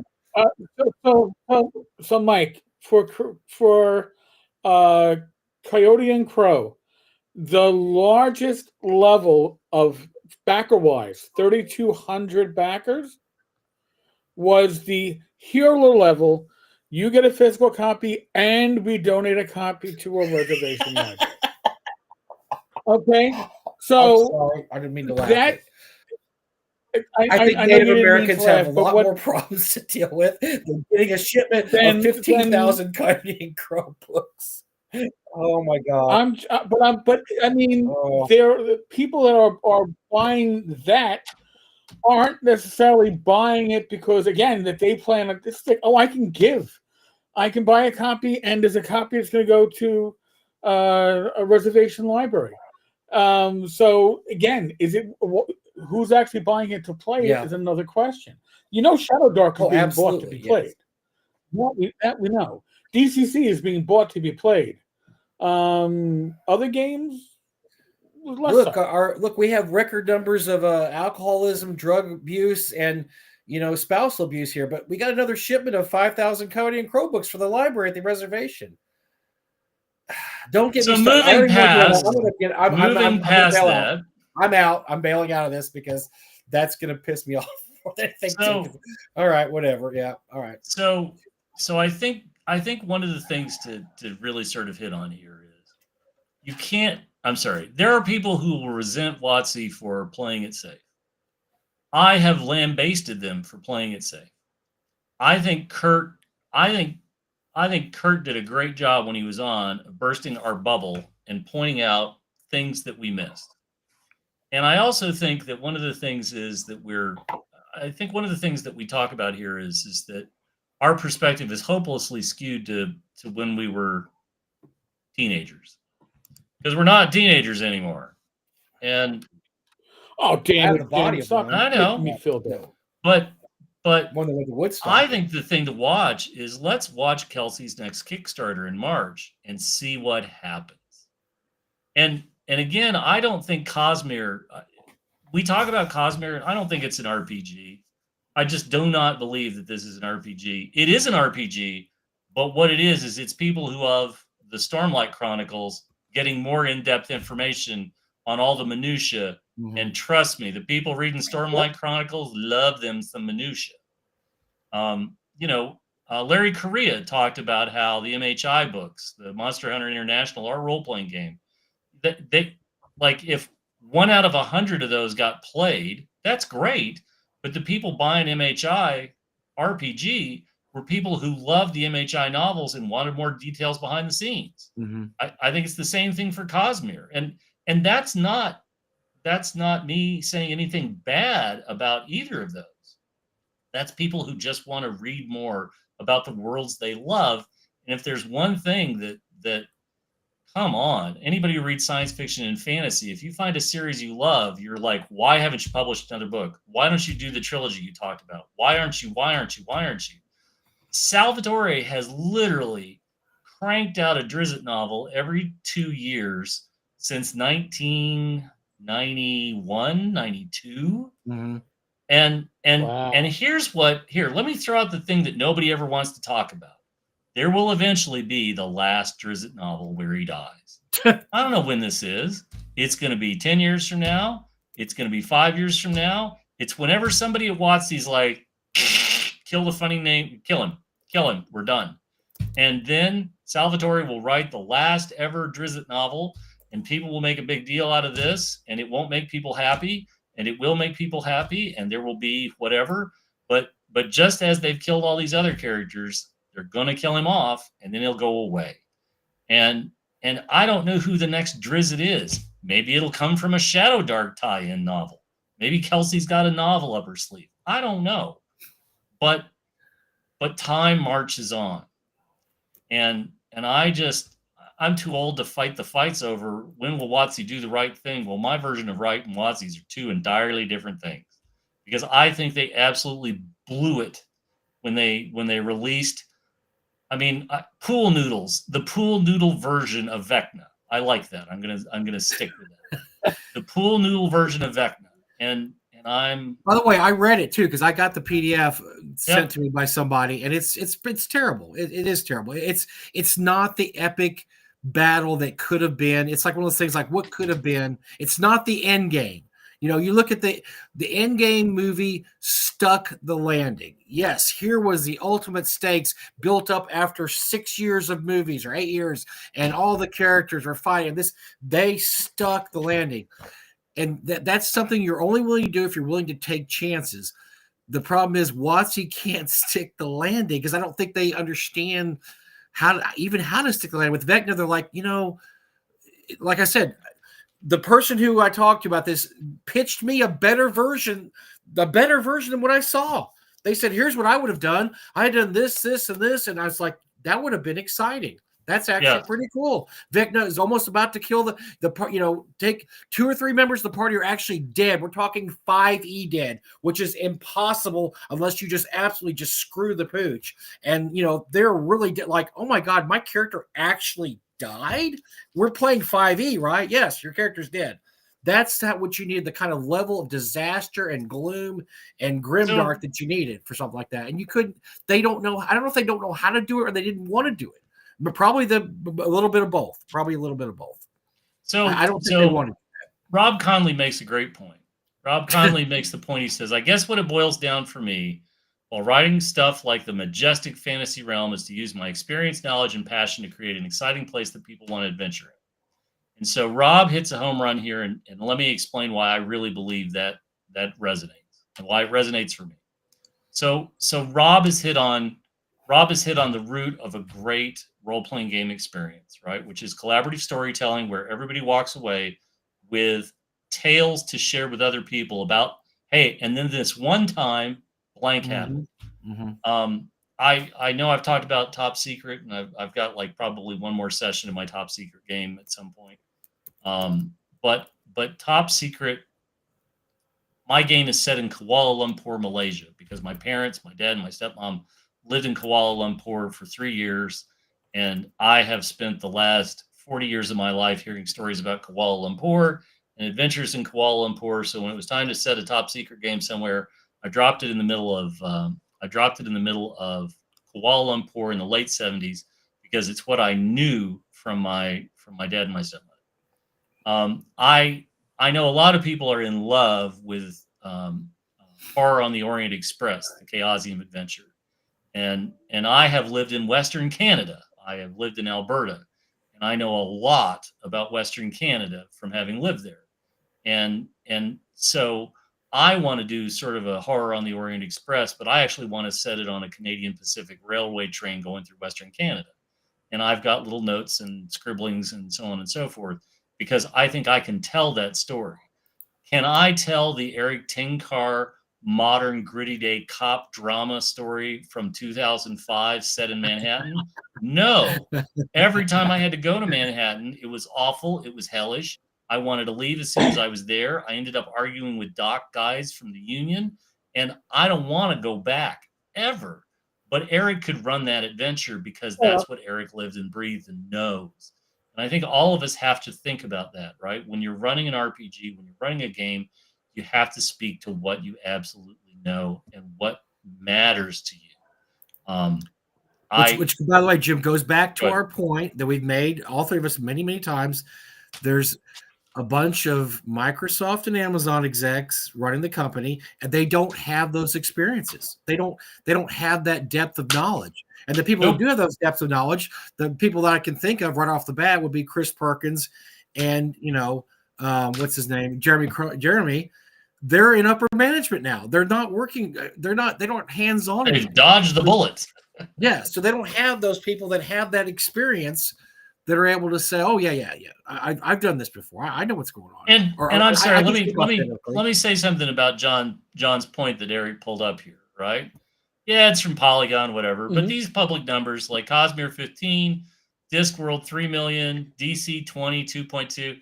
Okay. Cosmere and Discworld, these are people who are fans of the novels pumping these numbers up because they want more. Terry Pratchett's dead. He isn't going to be writing any more Discworld. This is the closest thing you have to new Discworld. I have no idea what DC 20 is, but the last sentence. DC 20 is some stripped down. 5e. None of these feel like D&D.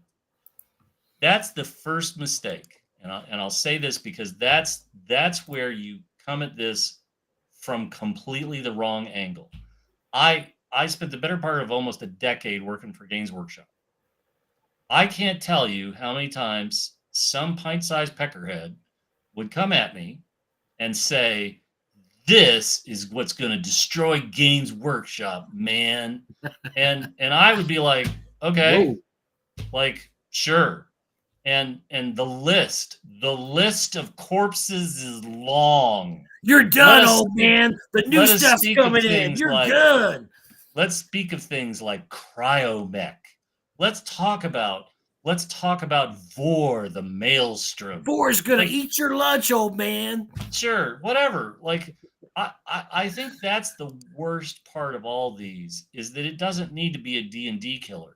What it needs to be is something fresh and original that creates its own audience and that draws people to it and that it grows and is successful. And Goodman Games, like DCC, is a classic example of this. DCC has grown and grown and grown, and they have a community, and that community lives in a DCC dome and is perfectly happy to be in there. And they aren't like, hey, we got to lay siege to WotC and destroy Dungeons and Dragons, because they don't have to. They're happy. And I think that's just it. Nobody has to destroy WotC. Nobody has to destroy Dungeons and Dragons. Like, dude, make your own shit and make sure it's good, and people will come to you, and then they'll play and they'll be happy. North Texas RPG Con, we're not interested in dethroning Gamehole or Gary Con, because that's not our measure of success.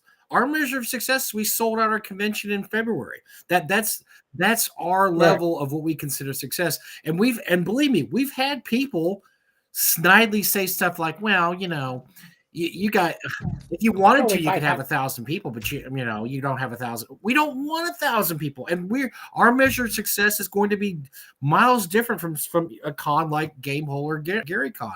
And so that's the whole thing, is when we were saying about Shadow Dark, the most impressive thing about Shadow Dark that we keep trying to tell people is that this was just a self-published thing that came out. There's a person that for years toiled away on YouTube making videos, pushing her product, building up an audience, building a support system, and then was rewarded by it because of many things. But one of them is WotC, shot themselves in the foot the month before this came out. And the fact that she had built up a group of people that liked her stuff over the past couple of years, and so that this is a success story of a hardworking person in the RPG industry, and that's why it's so great. It didn't have to make $15 million. Let's bring up John Miller's. I'm sorry, go ahead. Latest. I want to speak to this too. John's throwing out a lot of really good things in the chat tonight. So would be a good time for someone with a brain to come in and dominate the media landscape by producing games, movies, books most customers actually like. There's two things I want to say about this. We had a guest on this show a few months ago who tried to be exactly this. And this is why I say things like, hope is not a business plan. And why, when this subject comes up, I sit there and go, yeah, whatever. But the problem with this statement is that you can't be a publisher that makes everybody happy. Down this path lies madness. This is why the big publishing houses like Putnam or Random House or whatnot, they have individual imprints, right? So let me talk to one I know. Judy Del Rey was the publisher behind Del Rey Books. If you read science fiction in the 70s, Valentine Books, Del Rey Books, Judy Del Rey is the reason you've heard of people that you wouldn't have heard of if she hadn't picked them out of the slush pile and decided to publish them. She invested in Alan Dean Foster before anybody else was really willing to invest in Alan Dean Foster. He had gotten published in the Arkham House, in the Arkham House newsletter, or not newsletter, but whatever it was. That was his first publication. He had done some short stories, but Judy Del Rey was the first person to actually say, give me a book. And his first few books were rough, but they got better and they got better and they got better. And every time they needed a movie novelization, Judy would say, hey, Alan, he'd say, yep, done it.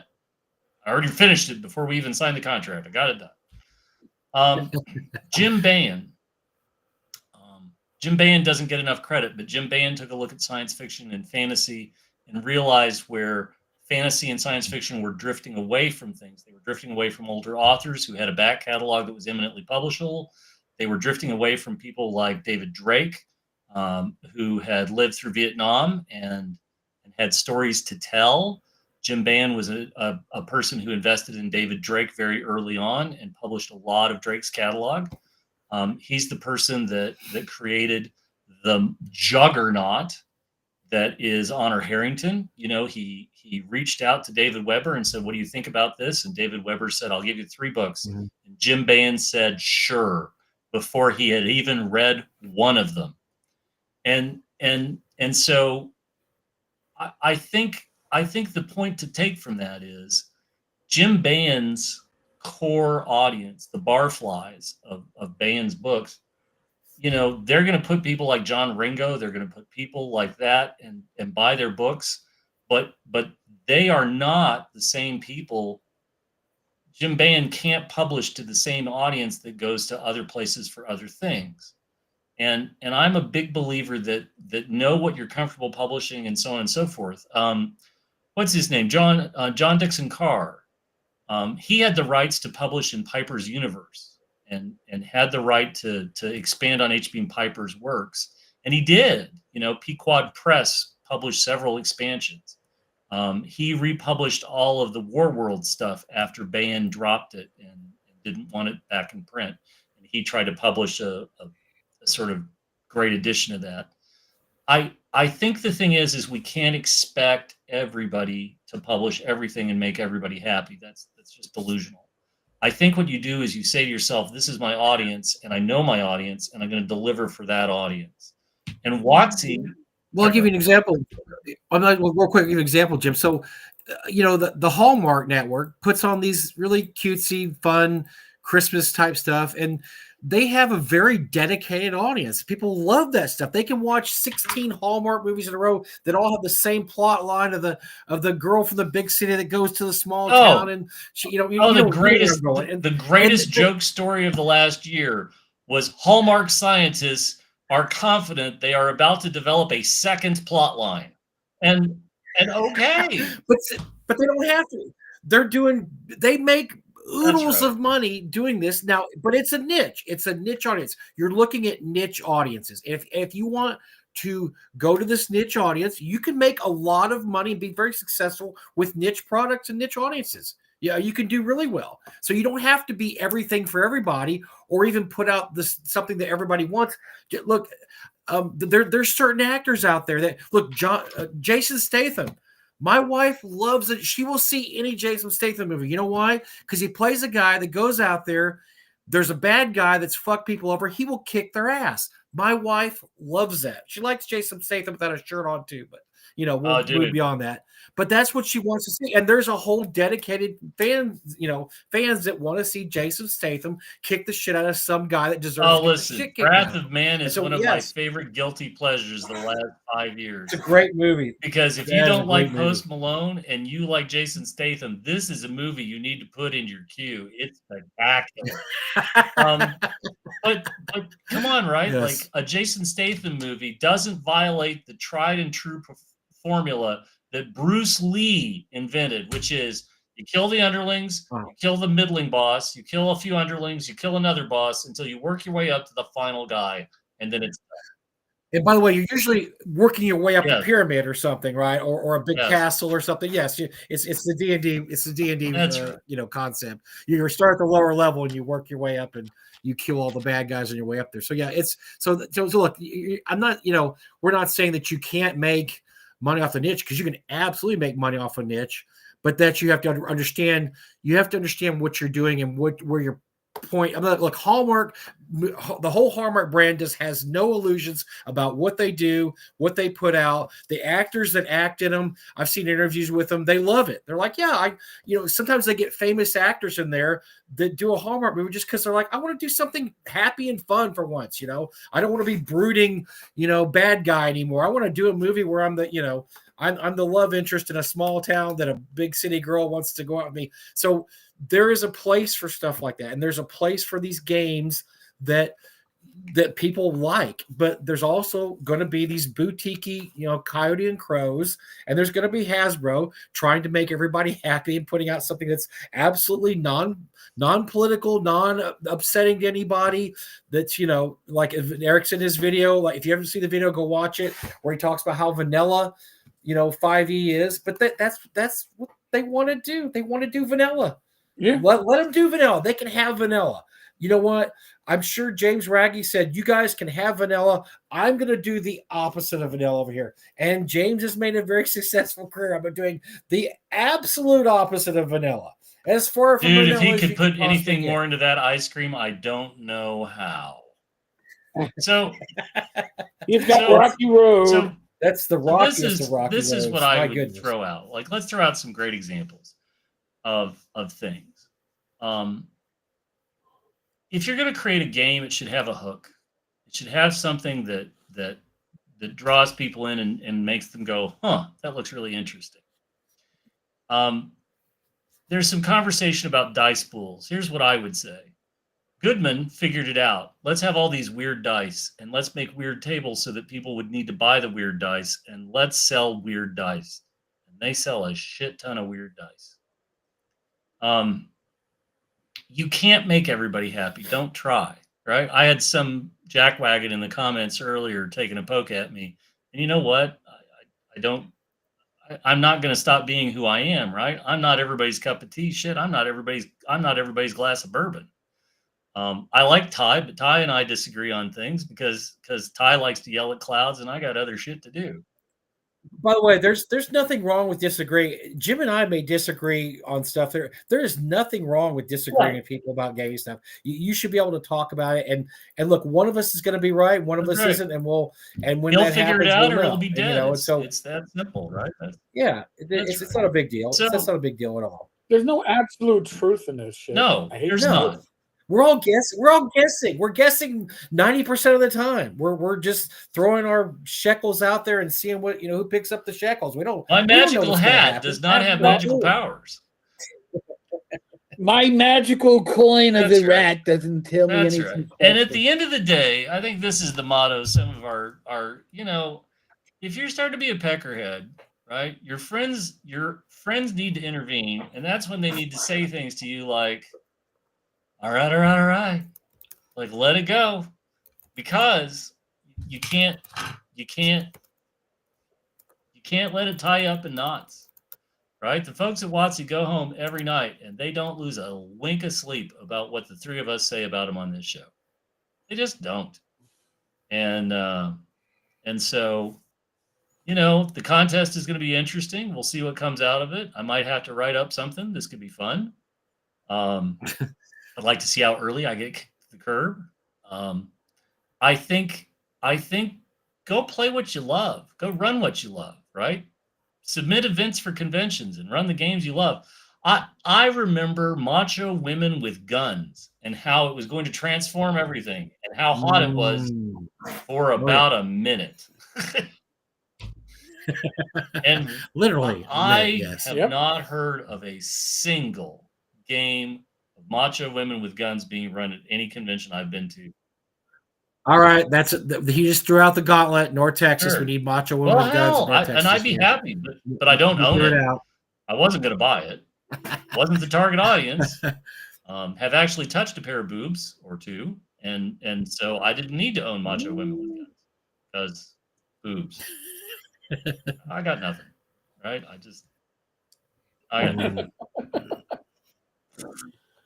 Eric, Jim, and I have pontificated. Is there something you wanted to add as we dominate screen time there? 7 days a week. Believe me, I've been having more than enough fun. I interjected. I shut you down at one point because you have to step on mic sometimes to get Lloyd in. Oh my god! Throw some pain. Yeah, throw some cold water on me. It works. But no, I just keep it. The chat has been extremely lively. I have not gotten everybody's comments up. Just the cream of the crop ones, generally speaking. But you guys have been awesome in the chat. We have 45 live viewers between Rumble. Oh, is the sniveling shitweasel here tonight? We haven't mentioned him tonight. Wherefore art thou, sniveling shitweasels? Man. Sniveling shitweasel, please announce yourself. So, John makes a point. He says, anyway, I thought I didn't realize we would talk so much on that one story. I didn't even have a chance to bring up Dragonheart, darn it. Okay, real quick, Daggerheart, I'm sorry. I think WotC produces games. Yeah, Dagger Heart's got another month. WotC produces games that it's are got good another enough. few weeks. So, I'm sorry. Talk about Dragonheart or whatever it is.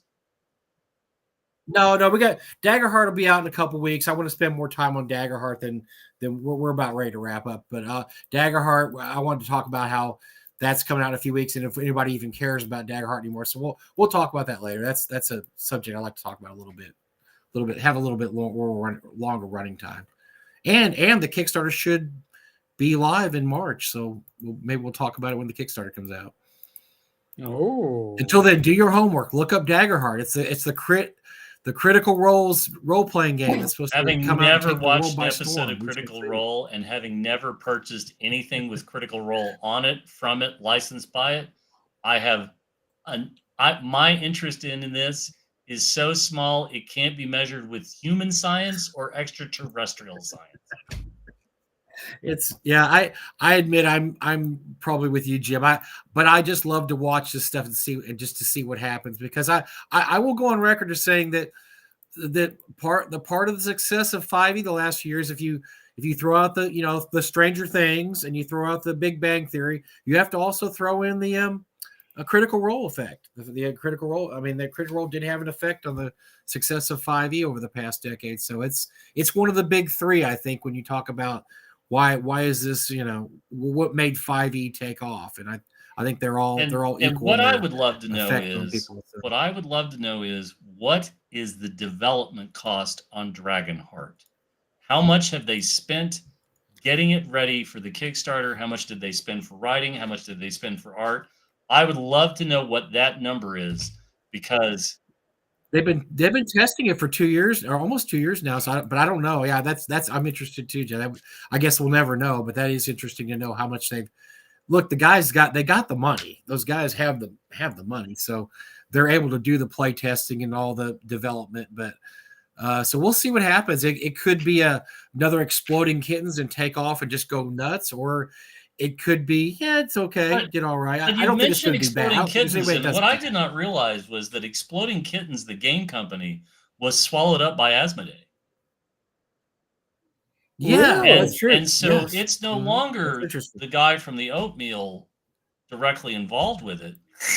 It's like all the other things that the Borg have pulled in, and I'm sorry, the French Borg have pulled in. I don't think most of the common man understands that everything coming out of Exploding Kittens now is just this sort of formulaic kind of. It's changed. It's changed dramatically. I think that's called consumerism 101, Joe. That you come up with something great, somebody buys it. Hey, Coors beer. Look, Coors beer was great in the 70s. It was a good beer in the 70s, and then it got bought by Anheuser-Busch and it got homogenized, and now you can have. I have a Coors story. And I have a really good Coors story, and this is a good place to sort of end. All right, wrap it up with your Coors story. I have a family friend who used to be head of marketing for Coors, or I'm sorry, for Miller SAB. And so his job was to go around the world and sort of see how things were going and so on. But let me tell you about Blue Moon.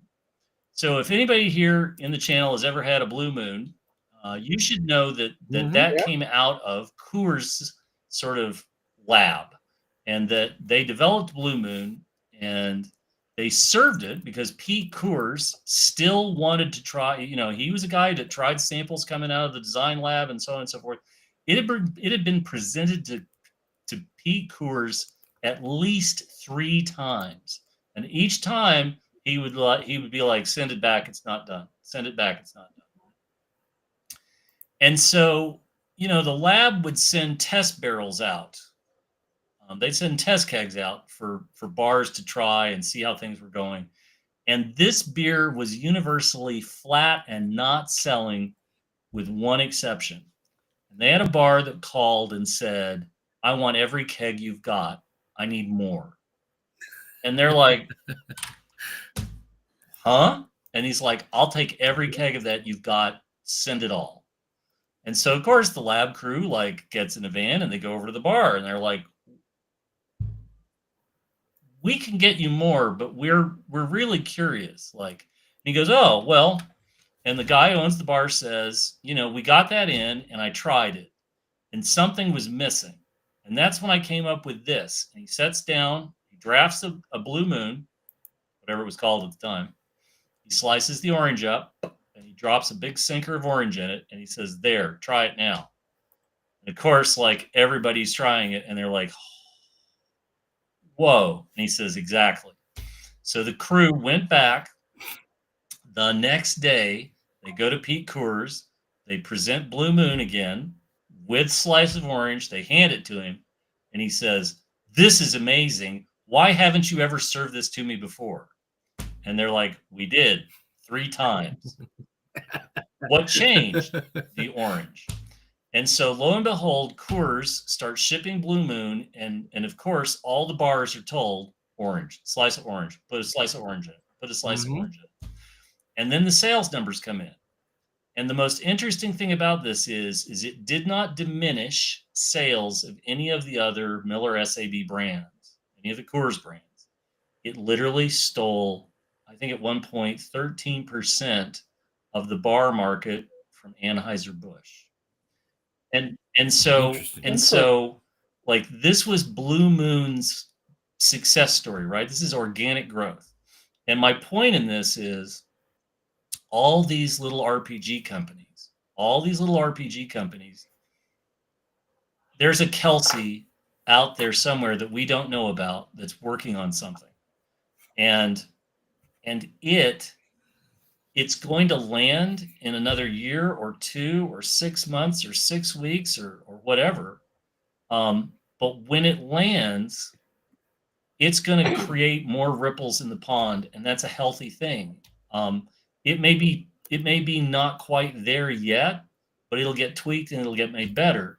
But nobody has to compete. You don't have to be the game that kills Dungeons and Dragons, or you don't have to be the game that kills Shadow Dark or DCC or Macho Women with Guns. Be creative and make a game that resonates, and people will come to you. Make a game that stands on its own merits, and it will come to you. And that's the definition of success. Not, oh, look at me, I'm standing on the corpse of my vanquished opponent. Yeah, okay, I guess, but you're not in a Jason Statham movie.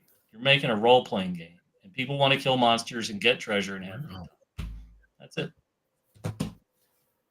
My life's a Jason Statham story. I don't know what you're talking about. No, I was going to say that the story of Corona is very similar. Corona was a nothing beer until spring break, South Padre Island started happening on MTV. Remember when they started doing MTV? When they started serving a Corona with a slice of lime.